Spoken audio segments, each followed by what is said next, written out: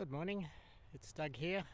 I'm currently at Bald Hill Park in the suburb of Clarinda, Melbourne. We're about 20 kilometres southeast of the Melbourne Central Business District, and this is, I think, the second disc golf course ever permanently installed into Melbourne. Ruffy was the first, and while Stony Creek was there, it was more a hobby course at the time. This is my home course, this is my house. I've played here around 730 times according to UDisc, which is astonishing, but I've played here a lot more than that because I just sort of come up here and have a throw and maybe test a disc out and have a one disc round, but I never bother putting them on UDisc. So I'm probably up around the 900,000 times I've played here.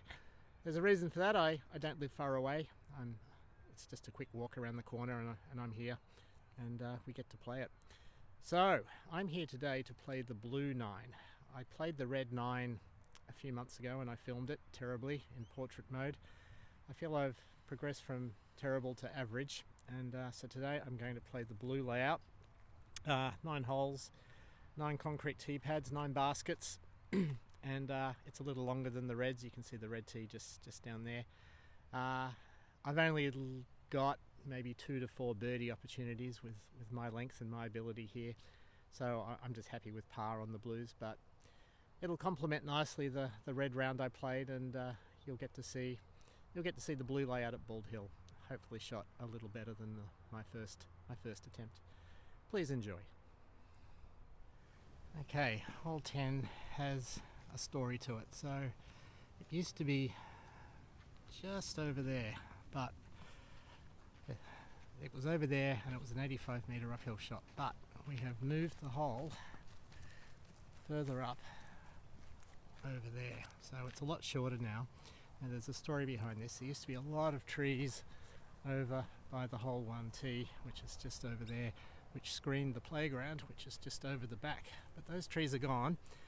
So any disc golfer playing off the old hole 10 had a very real chance of shanking it into the playground and hurting somebody. So we had to move the hole 10 tee over here. And we'll just walk over to it now. Now this was actually a pretty cool hole. It was moved in late 2023, and what we had to do was basically tee off 60 metre hole uphill through a little gap to try and get to the basket. But we had a storm on February the 13th, 2024, which pretty much obliterated this tree, which half of it fell over onto a tree that was there and kind of took out the gap, and I'll stitch in a photo to show you just what it looked like. So now, instead of this great little tunnel gap shot, we now simply have a straight 60 metre slightly uphill shot. And it's so new we still don't have a T sign yet.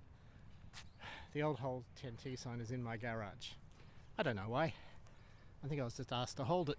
It's still there.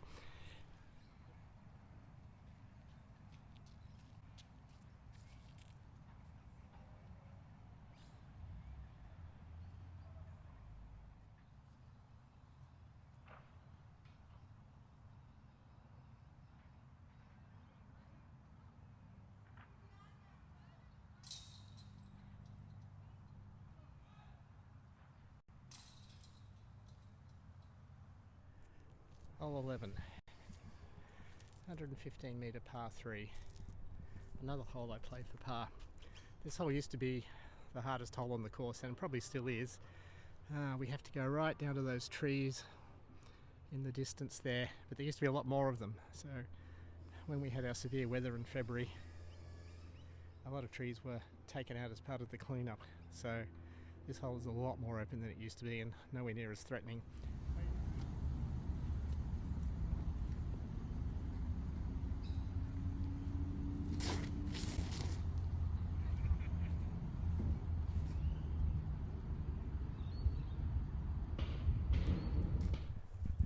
So this park used to be a landfill. So basically it was just filled up with rubbish, then rehabilitated into a park. And before that it was a quarry. We are in the Sandbelt region of southeastern Melbourne. A lot of beautiful golf courses here, such as Royal Melbourne, but around this area, quarries, they became landfills or rubbish tips, and then they rehabilitated into parks. And this park was lucky enough to get a disc golf course, and that's where I discovered the sport.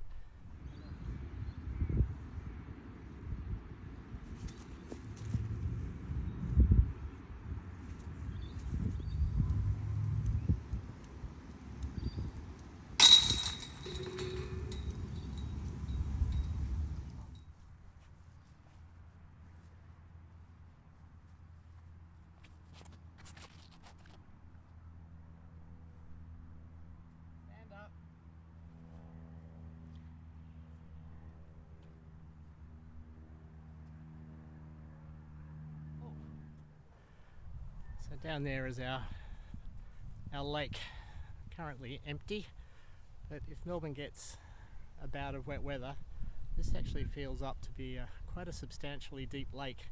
Sort of comes up to your knees in the centre, and I suspect there's about 12 discs buried in the sediment, because if a disc goes in there, it's kind of like the landing zone if you can throw 100 metres, and I think discs that aren't found are slowly covered with sediment and then grown over when the lake dries out. And yeah, I think a little disc golf archaeology would be most beneficial here one day.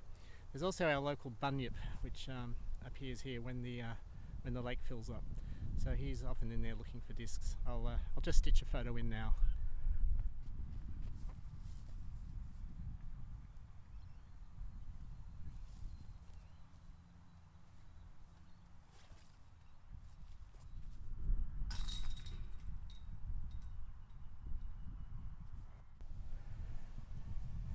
Okay, 13th hole, 80 metre par 3. Ooh, 80 metres. It's a surprise. I would have thought it was like 85, 90. Anyway, we are going down here and we are turning to the right, and the hole is basically straight through those trees. So, a couple of routes here. Big arms can go, big highs are there. I've tried that a few times and it kind of works. It's an easy par if you can get around those trees. I tend to either just throw a putter down the middle and play it for par, but since my sidearm has come back, I was injured for a year or so, I can actually get close, but the prevailing wind is coming from over there this way, so it might be a tough ask today. But I'm going to try and hyzer flip my shrike. It'll probably turn over and burn left, but hyzer flip shrike sidearm, if I get it right, it may get to the basket.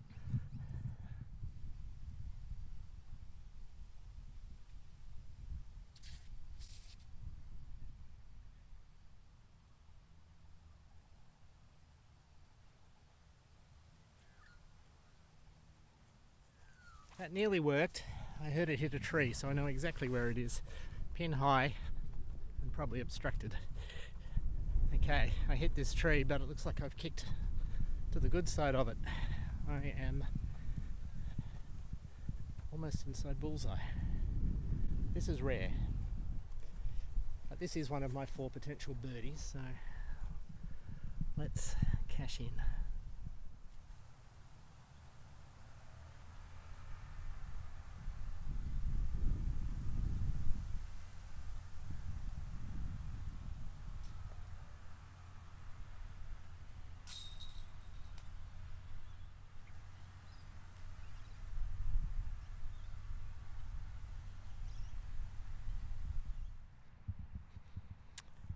Okay, hole 14, 225 metre par 4. This is a big hole.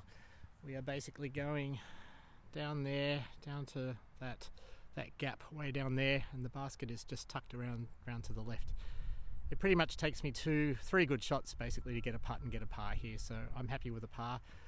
We're pretty much into a headwind today, so it is going to be challenging.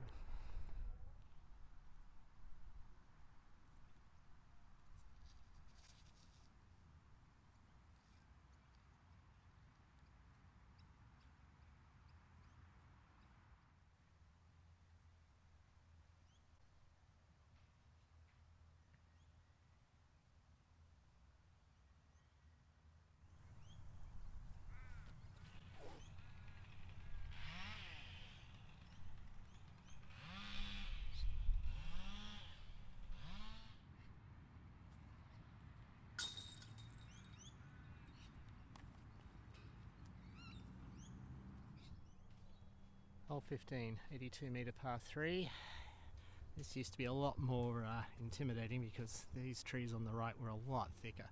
But now it's a pretty open shot. You just need a little gentle turnover down the middle and just bring it into the right. This is one I should birdie. This is one of the 3 or 4 opportunities I do get to get a birdie here.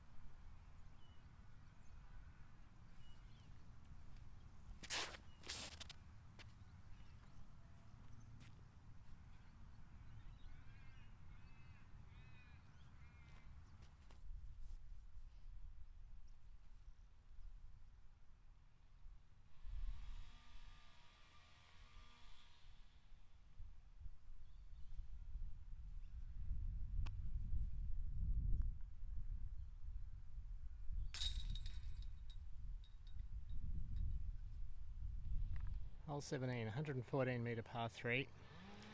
I've never reached it, so I just play this for par.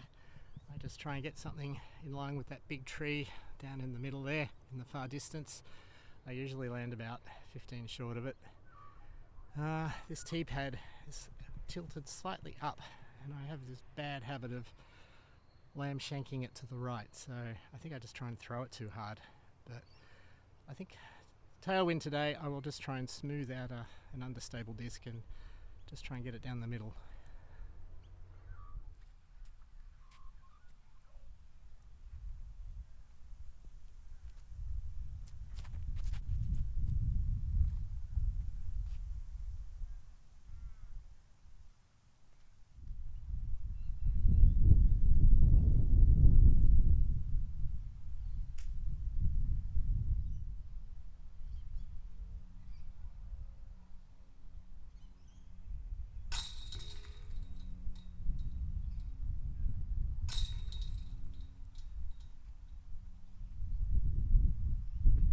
Hole 18, 105 metre par 3. I usually never get anywhere near this hole, so we play for par. We've got a slight headwind. We're pretty much going down that gap.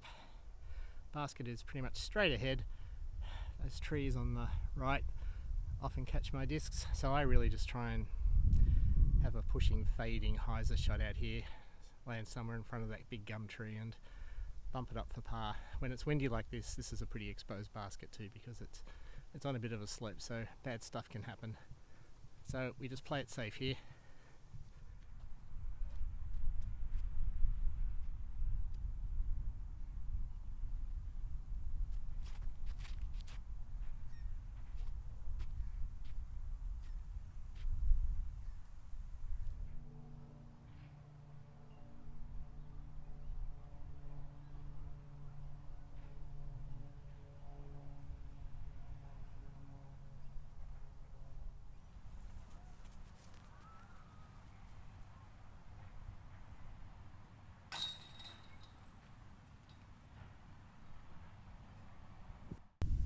Well, thank you for watching my round at Bald Hill. This is Doug's house.